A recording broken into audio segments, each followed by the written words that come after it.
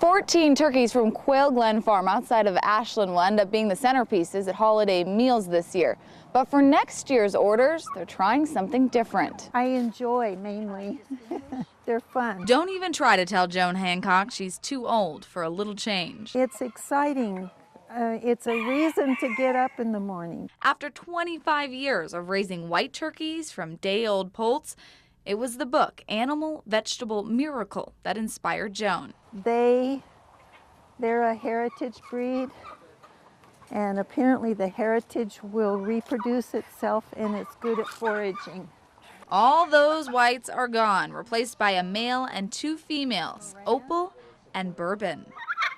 And I'm hoping that she and Tom will get together. Finding alone time for Joan's previous birds was a little bit difficult. The white turkeys apparently cannot reproduce. They're too big because they're going to be Thanksgiving dinner.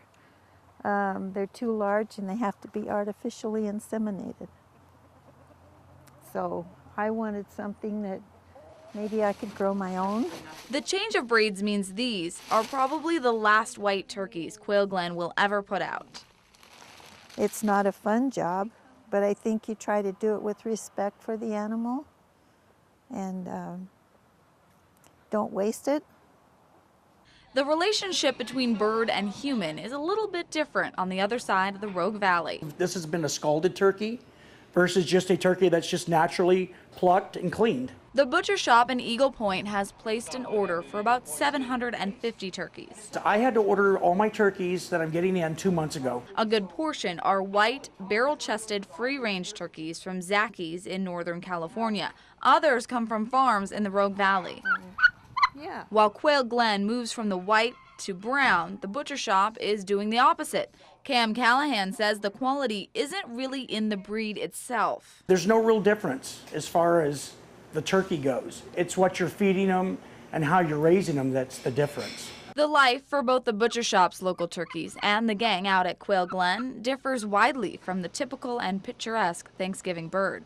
So, I mean, there are a lot of turkeys that are raised in confined spaces that the big conglomerates use that we don't use. Our turkeys get nothing added to them. No hormones, no water solutions, nothing. The same is true for Joan's turkeys. I can tell you what they're eating, which is a combination of grains and alfalfa and such. And then they get cracked corn and grass, lots of grass. They eat frogs, they eat bugs. Anything that moves, a turkey will pick it up and eat it.